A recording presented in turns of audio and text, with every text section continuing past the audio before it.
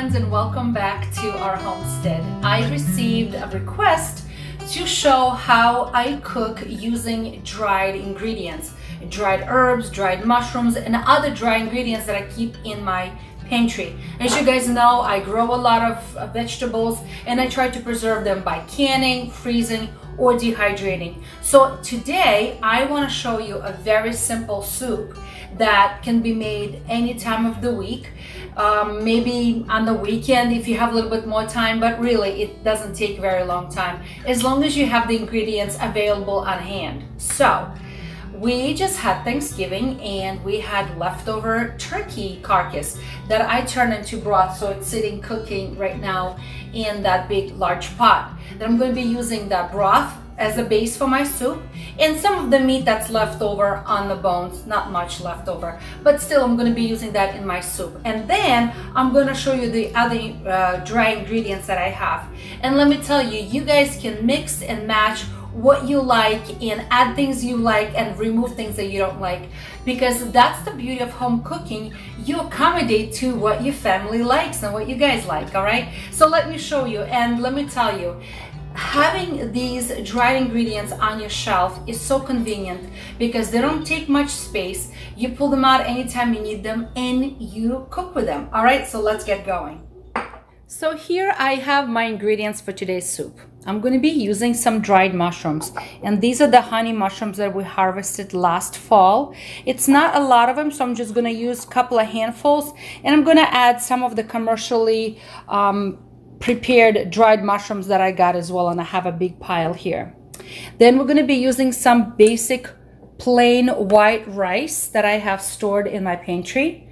We have some dried carrots, dried leeks, dried, oh no, these are leeks, these are kale, some dried celery, and some dehydrated tomato pieces. All right, so that's what we're going to be using for, and of course salt, pepper, and some dill, because that's where we always have dill on hand. So let's get cooking. It's such a simple recipe and it takes no time to make it.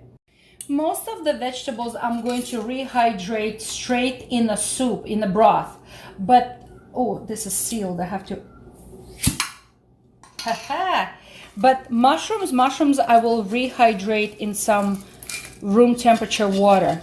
Why? Because right now they are a large size, a little bit more of these honey mushrooms, because they are large in size, and once they rehydrate, they're going to be gigantic, and I don't want them to be large pieces in my soup. So I'm going to rehydrate them in some water, and then I'm going to take a good handful of these mushrooms as well, and they're already chopped up as well.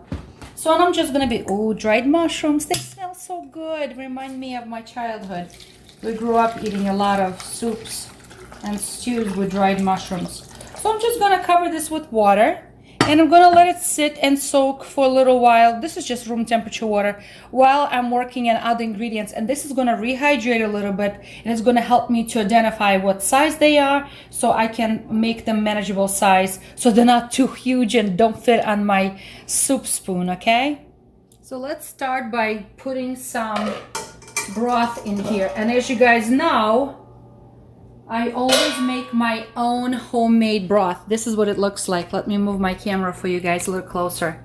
So it's a large pot where I boiled the turkey carcass with some vegetable trimmings from my freezer bag that I have of onion peels and some other vegetables. I have bay leaf in here, peppercorns, I have some juniper berries. So it's a very fragrant and delicious broth, and it's gonna go right in here. And I have a like little strainer here, so I can catch all of those items I don't want in my soup, just the broth.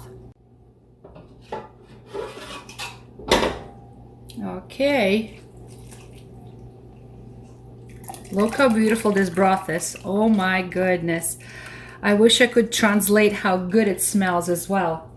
Okay, so let's by turning the heat on, and I'm going to be adding my delicious dehydrated vegetables in here. So how much am I putting of each item? Remember that dehydrated vegetables are, they shrink in size. So for example, here's a carrot. I have to open it because I sealed them all so they stay fresh.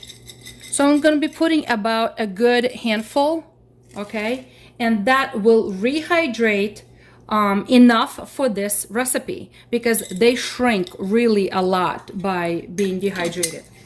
All right, so next I'm going to be putting celery, okay? And these celery, oh, I think I need to get an opener because everything is sealed. See?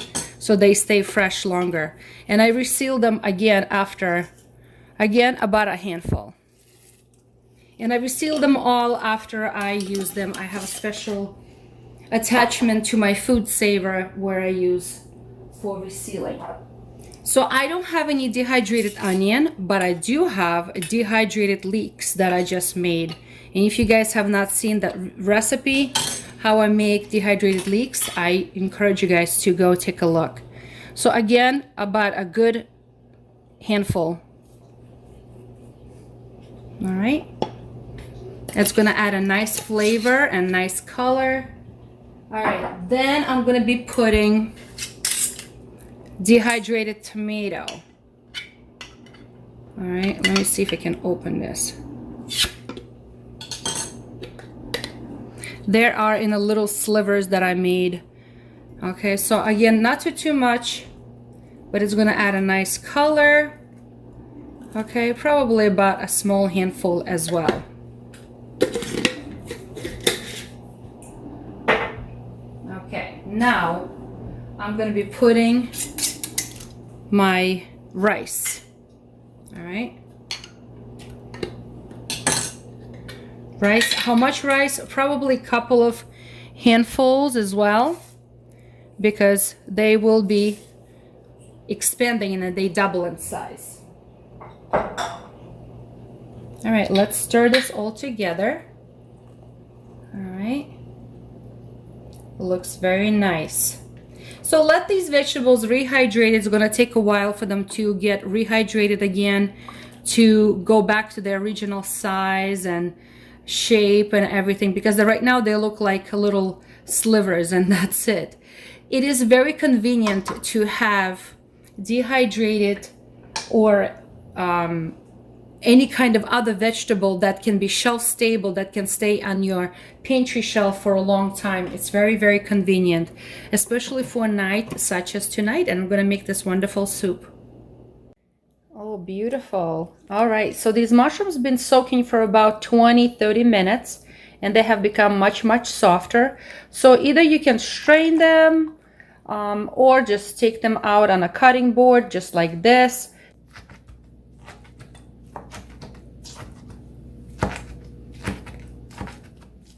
Okay, they're going into the soup now. It's been cooking for about 25 minutes. Let's take a look at it. The rice is plumping up. A lot of vegetables are plumping up. So now I'm just going to return all of that meat that was on the turkey. I separated from the carcass. I chopped them up into small pieces. We had a big turkey this year for Thanksgiving. It was 28-pound turkey. It was a beautiful, beautiful bird. It tasted delicious. And now I'm just returning all of that meat back in here. Okay, and let's not forget the kale, my dehydrated kale that I have. Okay, and I just dehydrated a lot of the kale. All right, so I'm just gonna be dumping it in here. How much? Probably this is about roughly 2.5 handfuls. Those are my measurements. So let this all now cook together, rehydrate, marry all the flavors together. And this is a good time to add salt and pepper to taste, and garlic, and see how it is. Oops. So I'm going to be adding some of my spices here right now. You may add some Italian spice would herbs would go very well here, or herbs of Provence would go very well here. So I'm just gonna add a little bit of dried basil. It's gonna go very well here. A little bit of dry thyme. This is my own homegrown thyme, just a little bit. A little bit of dried parsley. It's so nice to have all of these essential dried herbs on hand. Okay, a little bit of parsley. And I have, this is probably the only frozen item I have here, and this is my frozen fresh dill that I have, because I already used up all of the dill that I had in preserved in salt. That's already all been used up. All right, so let's stir this bad boy together. Add a little bit of salt, a little bit of pepper, and always taste it to see how you guys like it. If you need to add more or less. But I think it's gonna be a beautiful, beautiful soup. So let this give it a chance to cook for a little while, because soups like time. So I'm gonna turn the heat down to low and allow it to simmer for some time. Okay, my friends, it's time to serve this very rustic soup. And I have this nice large bowl here that I'm just gonna be filling it up. Look how pretty the soup is, huh? Isn't this nice?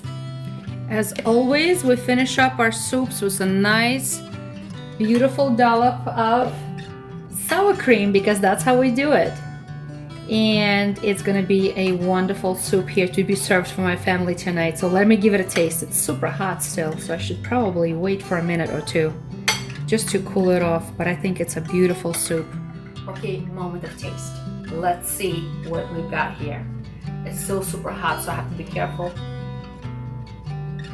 Oh, it's so good.